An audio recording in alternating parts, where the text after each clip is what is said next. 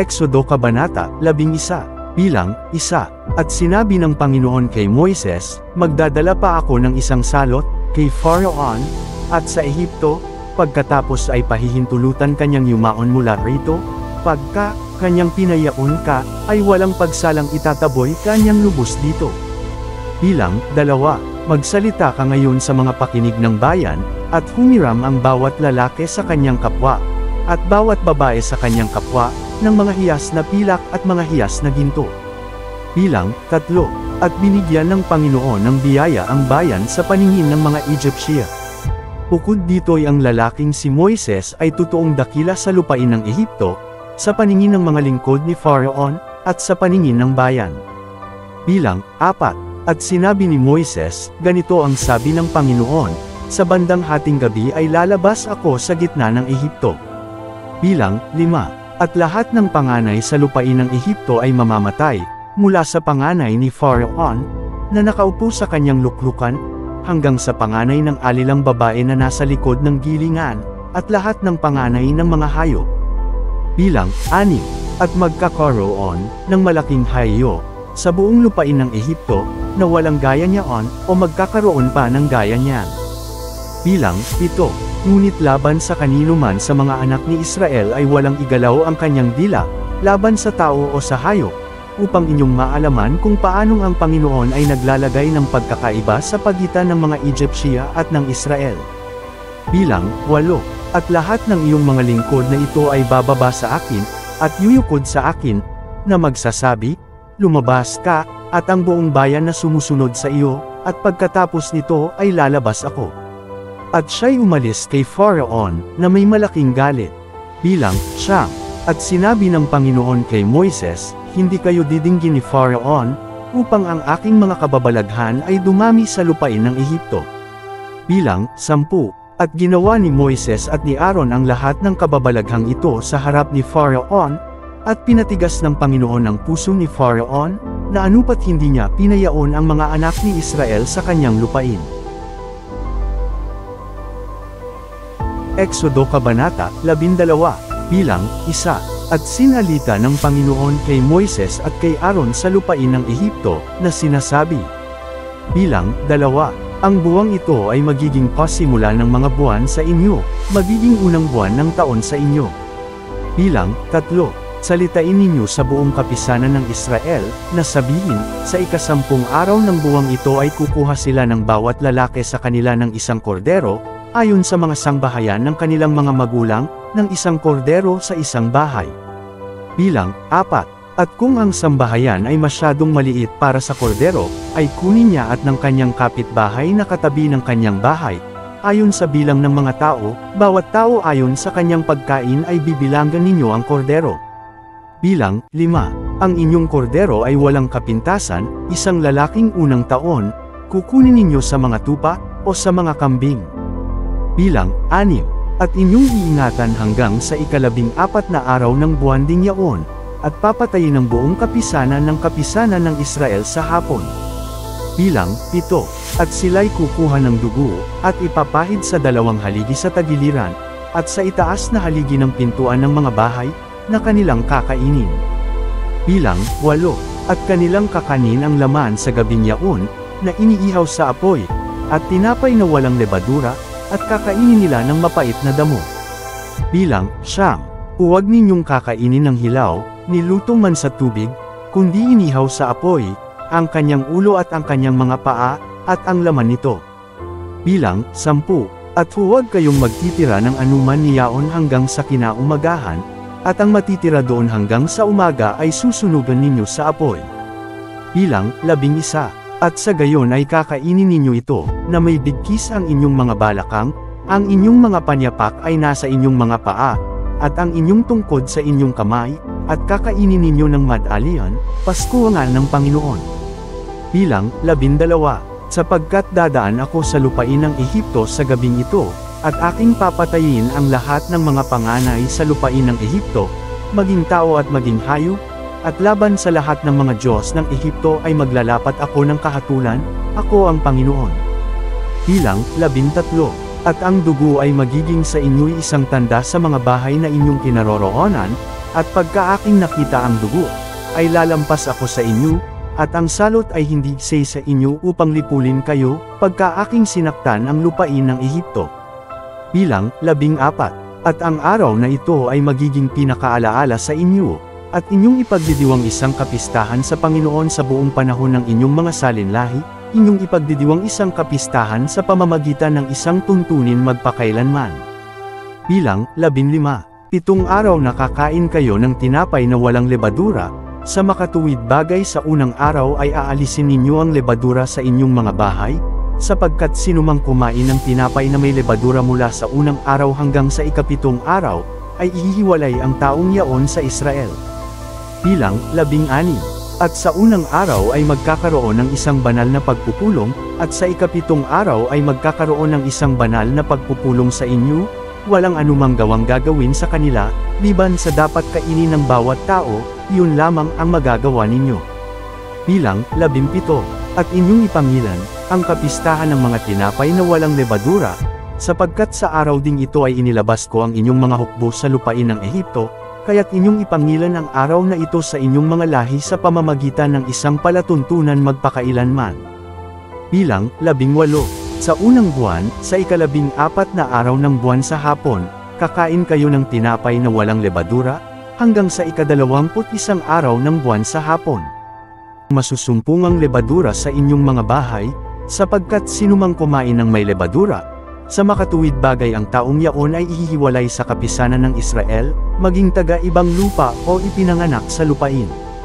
Bilang 20. Huwag kayong kakain ng anumang may lebadura, sa lahat ng inyong tahanan ay kakain kayo ng tinapay na walang lebadura. Bilang 21. Nang magkagayoy tinawag ni Moises ang lahat ng matanda sa Israel, at sinabi sa kanila, Magsilabas kayo at kumuha kayo ng isang kordero ayon sa inyong mga angkan, at inyong patayin ang Pasko. Bilang 22. At kukuha kayo ng isang bangkos ng hisopo, at inyong isawsaw sa dugo na nasa palanggana, at inyong hampasin ang pintuan at ang 2 haligi ng dugo na nasa palanggana, at sinuman sa inyo ay huwag lalabas sa pintuan ng kanyang bahay hanggang sa kinaumagahan. Bilang 23. Sapagkat ang Panginoon ay daraan upang saktan ang mga Egyptia, at pagka kanyang nakita ang dugo sa pintuan, at sa 2 haligi, ang Panginoon ay daraan sa pintuan, at hindi niya pahihintulutang pumasok ang manglilipol sa inyong mga bahay upang saktan kayo. Bilang 24. At inyong isagawa ang bagay na ito bilang isang tuntunin sa iyo at sa iyong mga anak magpakailanman. Bilang 25. At mangyayari, pagka kayo ay dumating sa lupain na ibibigay sa inyo ng Panginoon, ayon sa kanyang ipinangako, na inyong iingatan ang paglilingkod na ito. Bilang 26. At mangyayari, pagka ang inyong mga anak ay magsabi sa inyo, ano ang ibig ninyong sabihin sa paglilingkod na ito? Bilang 27. Na inyong sasabihin, ito ang hain ng Pasko ng Panginoon, na dumaan sa mga bahay ng mga anak ni Israel sa Ehipto, nang kanyang saktan ang mga Egyptia, at iniligtas ang ating mga bahay. At ang mga tao ay yumukod ng ulo at sumamba. Bilang 28. At ang mga anak ni Israel ay yumaon, at ginawa ang gaya ng iniutos ng Panginoon kay Moises at kay Aaron, gayon nila ginawa. Bilang 29. At nangyari, na sa hating gabi ay sinakta ng Panginoon ang lahat ng mga panganay sa lupain ng Ehipto, mula sa panganay ni Pharaoh na nakaupo sa kanyang luklukan hanggang sa panganay ng bihag na nasa bilangguan, at lahat ng panganay ng baka. Bilang 30. At bumangon si Pharaoh sa gabi, siya, at ang lahat niyang lingkod, at ang lahat ng mga Egyptia, at nagkaroon ng malakas na hiyaw sa Ehipto, sapagkat walang bahay na walang patay. Bilang 31. At kanyang tinawag si Moises at si Aaron sa gabi, at sinabi, Bumangon kayo, at umalis kayo sa gitna ng aking bayan, kayo at ang mga anak ni Israel, at yumaon, maglingkod sa Panginoon, gaya ng inyong sinabi. Bilang 32. Dalhin din ninyo ang inyong mga kawan at ang inyong mga bakahan, gaya ng inyong sinabi, at yumaon kayo, at pagpalain mo rin ako. Bilang 33. At ang mga Egyptia ay nagmamadali sa bayan, upang sila'y mapaalis sa lupain na madalian, sapagkat kanilang sinabi, tayong lahat ay mga patay na tao. Bilang 34. At dinala ng mga tao ang kanilang masa, bago ito pinaalsa, na ang kanilang mga masa, ay nababalot sa kanilang mga damit sa kanilang mga balikat. Bilang 35. At ginawa ng mga anak ni Israel ang ayon sa salita ni Moises, at sila'y nanghiram sa mga Egyptian ng mga hiyas na pilak, at mga hiyas na ginto, at mga damit. Bilang 36. At binigyan ng Panginoon ng biyaya ang bayan sa paningin ng mga Egyptian, na anupat kanilang ipinahiram sa kanila ang mga bagay na kanilang hinihingi. At kanilang sinamsaman ang mga Ehipsyo. Bilang 37. At ang mga anak ni Israel ay naglakbay mula sa Ramses hanggang sa Succoth, na may 600,000 na naglalakad na mga lalaki, bukod sa mga bata. Bilang 38. At samam pa rin na kasama nila ang magkakahalong karamihan, at mga kawon, at mga bakahan, kahit napakaraming baka. Bilang 39. At sila'y nagluto ng mga munting tinapay na walang lebadura sa masa na kanilang inilabas sa Ehipto, sapagkat hindi ito pinatubo, sapagkat sila'y itinaboy sa Ehipto, at hindi sila makapaghintay, ni nakapaghanda man sila ng anumang pagkain. Bilang 40. Ang pakikipamayan nga ng mga anak ni Israel, na nagsitahan sa Ehipto, ay 430 taon. Bilang 41. At nangyari, sa katapusan ng 430 taon, sa araw din yaon ay nangyari, na ang lahat ng mga hukbo ng Panginoon ay umalis sa lupain ng Ehipto. Bilang 42. Isang gabing dapat ipagdiwang mabuti sa Panginoon sa paglabas sa kanila sa lupain ng Ehipto. Ito ang gabi ng Panginoon na dapat ipagdiwang ng lahat ng mga anak ni Israel sa kanilang mga lahi. Bilang 43. At sinabi ng Panginoon kay Moises at kay Aaron, ito ang palatuntunan ng Pasko, walang ibang taong kakain niyaon. Bilang 44. Datapwat ang bawat alipin ng tao na binili ng salapi, pagka natuli mo na siya, ay kakain nga niyaon. Bilang 45. Ang dayuhan at isang upahang alipin ay hindi kakain niyaon. Bilang 46. Sa isang bahay ay kakainin, huwag kang maglalabas ng anumang laman sa labas ng bahay, ni hindi ninyo babaliin ang isang buto niyaon. Bilang 47. Iingatan ito ng buong kapisanan ng Israel. Bilang 48. At pagka ang isang taga-ibang lupa ay nakikipamayan sa iyo, at ipagdidiwang ang Pasko sa Panginoon, ay tuliin ang lahat niyang lalaki, at kung magkagayo'y lumapit siya at ipagdiwang, at siya'y magiging gaya ng ipinanganak sa lupain, sapagkat walang taong dituli ang kakain niyaon. Bilang 49. Isang kautusan ang magiging sa kanya na ipinanganak sa bahay, at sa taga-ibang lupa na nakikipamayan sa inyo. Bilang 50. Ganito ginawa ng lahat ng mga anak ni Israel, kung paanong iniutos ng Panginoon kay Moises at kay Aaron, ay gayon nila ginawa. Bilang, at nangyari sa araw ding yaon, na inilabas ng Panginoon ang mga anak ni Israel sa lupain ng Ehipto ayon sa kanilang mga hukbo. Exodo Kabanata 13. Bilang 1. At sinalita ng Panginoon kay Moises na sinasabi, bilang 2. Italaga ninyo sa akin ang lahat ng panganay, anumang nagbubukas ng bahay bata sa gitna ng mga anak ni Israel, maging sa tao at maging sa hayop, ito'y akin. Bilang 3. At sinabi ni Moises sa bayan, alalahanin ninyo ang araw na ito, na inyong inilabas sa Ehipto, sa bahay ng pagkaalipin, sapagkat sa pamamagitan ng lakas ng kamay ay inilabas kayo ng Panginoon sa dakong ito, walang kakanin na tinapay na may lebadura. Bilang 4. Ang araw na ito ay lumabas kayo sa buwan ng Abib. Bilang 5. At mangyayari, pagka dinala ka ng Panginoon sa lupain ng mga Kananiyo, at ng mga Hethyo, at ng mga Amoryo, at ng mga Hevo, at ng mga Jebuso, na kanyang isinumpa sa iyong mga magulang na ibibigay sa iyo, isang lupaing binubukalan ng gatas at pulot, na iyong panatiliin ang paglilingkod na ito sa buwang ito. Bilang 6. 7 araw na kakain ka ng tinapay na walang lebadura, at sa ika-7 araw ay magiging isang kapistahan sa Panginoon. Bilang 7. Ang tinapay na walang lebadura ay kakainin ng 7 araw, at walang tinapay na may lebadura na makikita sa iyo, ni may lebadura man na makikita sa iyo sa lahat ng iyong lugar. Bilang 8. At iyong ipakikita sa iyong anak sa araw na yaon, na iyong sasabihin, ito ay ginawa dahil sa ginawa sa akin ng Panginoon nang ako'y lumabas sa Ehipto.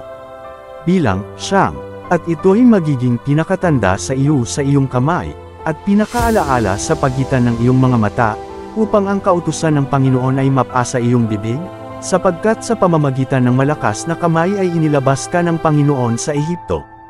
Bilang, 10, iyong tutuparin ang ordinansang ito sa kanyang kapanahunan taon-taon. Bilang, 11, at mangyayari, pagka dinala ka ng Panginoon sa lupain ng mga Kananiyo, gaya ng kanyang isinumpa sa iyo at sa iyong mga magulang, at ibibigay niya sa iyo.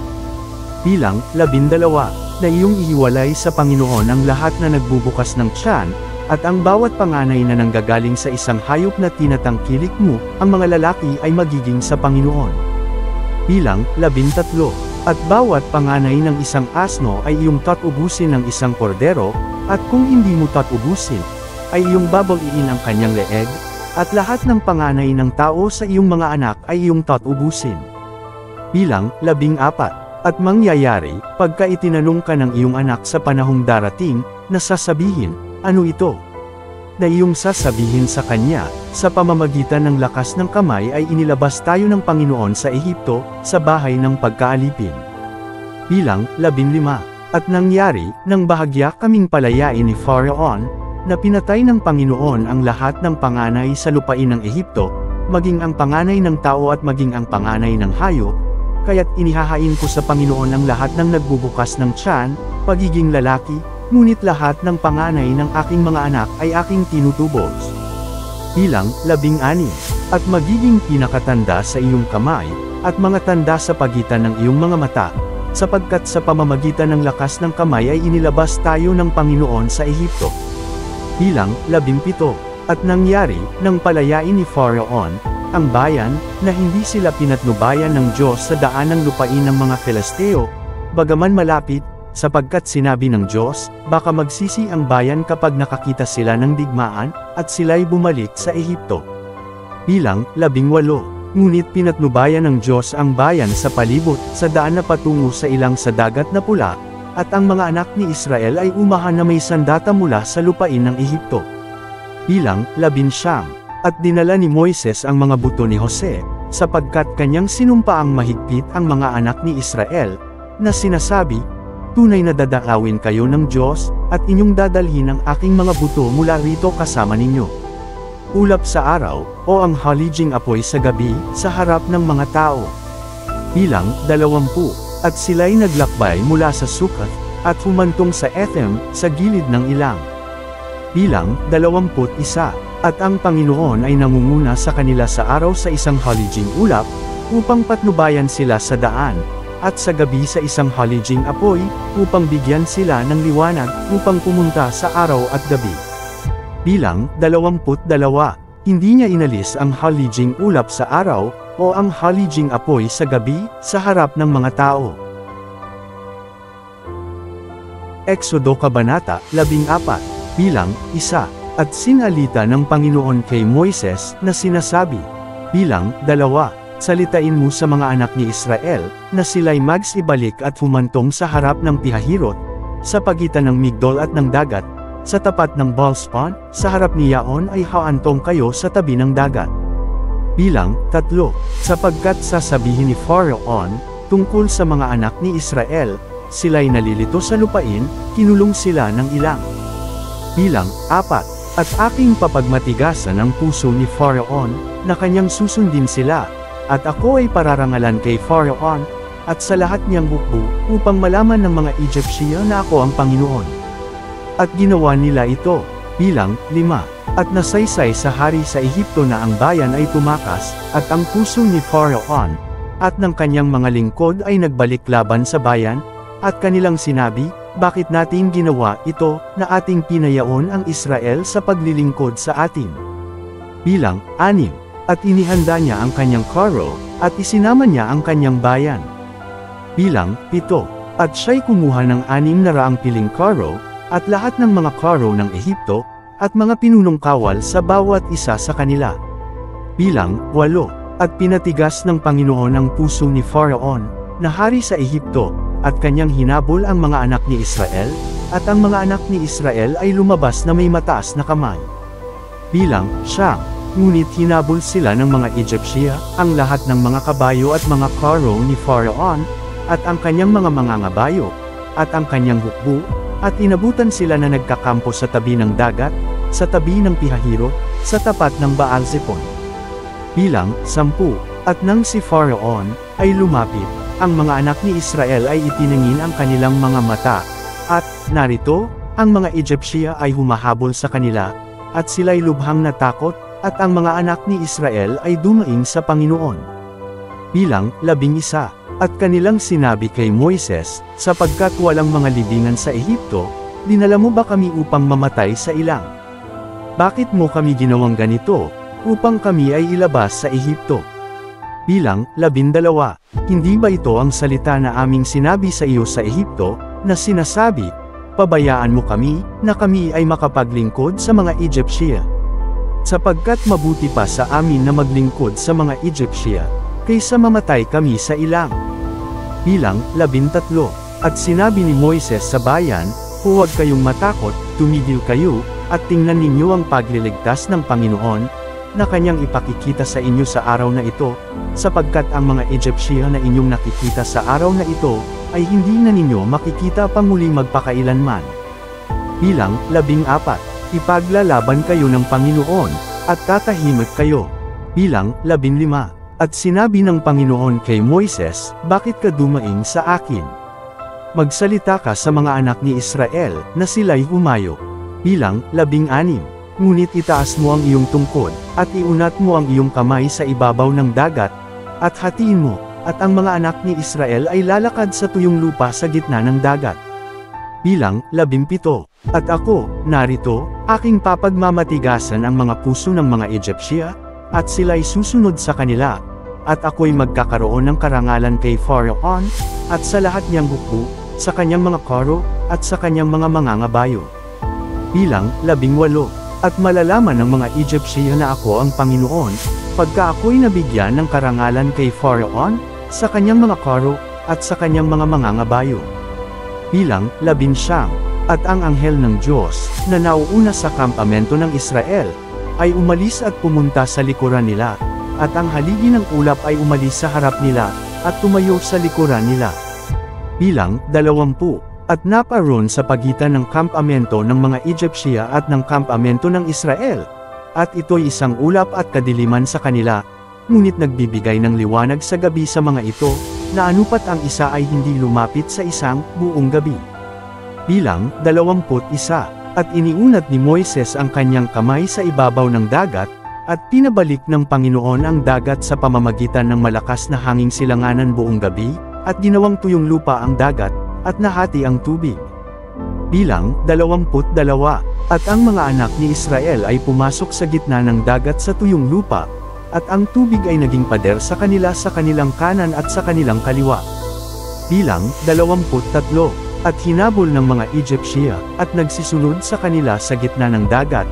Sa makatuwid bagay ang lahat ng mga kabayo ni Pharaon, ang kanyang mga karo, at ang kanyang mga mangangabayo. Bilang, 24, at nangyari, na sa pagbabantay sa umaga, ang Panginoon ay tumingin sa hukbo ng mga Egyptia sa pamamagitan ng haliging apoy at ng ulap, at binagabag ang hukbo ng mga Egyptia. Bilang, 25, at inalis ang mga gulong ng kanilang mga kero, na anupat sinabi ng mga Egyptia, tayo'y tumakas sa harap ng Israel, sapagkat ang Panginoon ay nakipaglaban sa kanila laban sa mga Egyptia. Bilang, 26, at sinabi ng Panginoon kay Moises, iunat mo ang iyong kamay sa ibabaw ng dagat, upang ang tubig ay bumalik muli sa mga Egyptia, sa kanilang mga karo, at sa kanilang mga mangangabayo. Bilang, 27, at iniunat ni Moises ang kanyang kamay sa ibabaw ng dagat, at ang dagat ay bumalik sa kanyang lakas, nang sumikat ang umaga, at ang mga Egyptia ay tumakas laban doon, at inibagsak ng Panginoon ang mga Egyptia sa gitna ng dagat. Bilang, 28, at ang tubig ay bumalik, at tinakpan ang mga karo, at ang mga mangangabayo, at ang buong hukbo ni Pharaon, na pamaroon sa dagat na kasunod nila, walang natira kahit isa sa kanila. Bilang, 29, Ngunit ang mga anak ni Israel ay lumakad sa tuyong lupa sa gitna ng dagat, at ang tubig ay naging isang pader sa kanila sa kanilang kanan, at sa kanilang kaliwa. Bilang 30. Ganito iniligtas ng Panginoon ang Israel ng araw na yaon sa kamay ng mga Egyptiya, at nakita ng Israel ang mga Egyptiya na patay sa baybayin ng dagat. Bilang 31. At nakita ng Israel ang dakilang gawa na ginawa ng Panginoon sa mga Egyptiya, at ang bayan ay natakot sa Panginoon, at nagsisampalataya sa Panginoon, at sa kanyang lingkod na si Moises. Exodo Kabanata 15. Bilang 1. Nang magkagayoy inawit ni Moises at ng mga anak ni Israel ang awit na ito sa Panginoon, at nagsalita, na nagsasabi, Ako'y aawit sa Panginoon, sapagkat siya'y nagtagumpay na may kaluwal at iyan, ang kabayo, at ang kanyang sakay ay kanyang inihagis sa dagat. Bilang 2. Ang Panginoon ay aking lakas at awit, at siya'y naging aking kaligtasan, siya'y aking Diyos, at aking ihahanda, siya ng isang tahanan, Diyos ng aking Ama, at aking itataas siya. Bilang 3. Ang Panginoon ay lalaking mangdidagma, ang Panginoon ang kanyang pangalan. Bilang 4. Ang mga karo ni Pharaon, at ang kanyang hukbo ay kanyang inihagis sa dagat. Bilang 5. Tinakpan sila ng kalaliman, sila'y lumubog sa ilalim na parang isang bato. Bilang 6. Ang iyong kanang kamay, o Panginoon, ay naging maluwalhati, sa kapangyarihan, ang iyong kanang kamay, o Panginoon, ay dinurog ang kaaway. Bilang 7. At sa kadakilaan, ng iyong kariligan ay iyong ibinuwol, sila na bumungon, laban sa iyo, iyong ipinadala ang iyong puot, na lumalamon, sa kanila na parang dayami. Bilang 8. At sa hihip ng iyong mga butas ng ilong ay napisa ng tubig, ang mga baha ay tumindig na parang bantan, at ang mga kalaliman ay naninikip sa gitna ng dagat. Bilang 9. Sinabi ng kaaway, aking hahabulin, aking aabutan, aking hahatiin ang samsam. Ang aking tita ay masisiyahan sa kanila, bubunutin ko ang aking tibak, lilipulin sila ng aking kamay. Bilang 10. Iyong hamihip ng iyong hangin, tinakpan sila ng dagat, sila'y lumubog na parang tingga sa malakas na tubig. Bilang 11. Sino ang gaya mo, o Panginoon, sa gitna ng mga Diyos? Sino ang gaya mo, maluwalhati sa kabanalan, natatakot sa mga papuri, gumagawa ng mga kababalaghan? Bilang 12. Iyong iniunat ang iyong kanang kamay, nilamon sila ng lupa. Bilang 13. Sa iyong kagandahang loob ay pinatnubayan mo ang bayan na iyong tinubos, pinatnubayan mo sila sa iyong lakas patungo sa iyong banal na tahanan. Bilang 14. Ang bayan ay makakarinig, at matatakot, ang kalungkutan ay dadalhin sa mga nananahan sa Palestina. Bilang 15. Kung magkagayoy manggamangha ang mga pangulo ng Edom, ang mga makapangyarihang lalaki ng Moab, panginginig ay humahawak sa kanila, lahat ng nananahan sa Kanaan, ay matutunaw. Bilang 16. Takot at pangamba ay sa kanila, sa pamamagitan ng kadakilaan ng iyong bisig ay magiging tumahimik sila na parang isang bato, hanggang sa ang iyong bayan ay makaraan, o Panginoon, hanggang sa ang bayan na iyong binili. Bilang 17. Iyong dadalhin sila, at itatanim mo sila sa bundok na iyong mana, sa lugar, o Panginoon, na iyong ginawa para sa iyo na tahanan, sa santuaryo, o Panginoon, na itinatag ng iyong mga kamay. Bilang 18. Ang Panginoon ay maghahari magpakailanman. Bilang 19. Sapagkat ang kabayo ni Pharaon ay pumasok kasama ng kanyang mga karo, at ng kanyang mga mangangabayo sa dagat, at ibinalik ng Panginoon ang tubig ng dagat sa kanila, ngunit ang mga anak ni Israel ay pumunta sa tuyong lupa sa gitna ng dagat. Bilang 20. At si Miriam na propetisa, na kapatid ni Aaron, ay kumuha ng pandereta sa kanyang kamay, at lahat ng mga babae ay lumabas na kasunod niya na may mga pandereta, at may mga sayaw. Bilang 21. At sinagot sila ni Miriam, magsiawit kayo sa Panginoon, sapagkat siya'y nagtagumpay, na may kaluwalhatian, ang kabayo at ang sakay niya ay inihagis niya sa dagat. Bilang 22. Sa gayoy inilabas ni Moises ang Israel mula sa dagat na mapula, At sila'y lumabas sa ilang ng Shur, at sila'y yumaon ng 3 araw sa ilang, at hindi nakasumpong ng tubig. Bilang 23. At nang sila'y dumating sa Mara, ay hindi sila makainom ng tubig ng Mara, sapagkat mapait, kaya't tinawag ang pangalan ni Yaon na Mara. Bilang 24. At ang bayan ay nagbulong-bulungan, laban kay Moises, na nagsasabi, ano ang aming iinumin? Bilang 25. At siya'y dumaing sa Panginoon, at ipinakita sa kanya ng Panginoon ang isang punong kahoy, na nang kanyang ihagis sa tubig. Ang tubig ay naging matamis, do'y ginawa niya sa kanila ang isang palatuntunan at isang palatuntunan, at doon niya sila sinubak. Bilang 26. At sinabi, kung iyong didinggin na masikap ang tinig ng Panginoon mong Diyos, at gagawin mo ang matuwid sa kanyang paningin, at iyong didinggin ang kanyang mga utos, at iingatan ang lahat ng kanyang mga palatuntunan, hindi ko ilalagay ang alinman sa mga sakit na ito sa iyo, na aking dinala sa mga Egyptia, sapagkat ako ang Panginoon na nagpapagaling sa iyo. Bilang 27. At sila'y dumating sa Elam, na do'y may 12 balon ng tubig, at 70 puno ng palma, at sila'y umantong doon sa tabi ng tubig.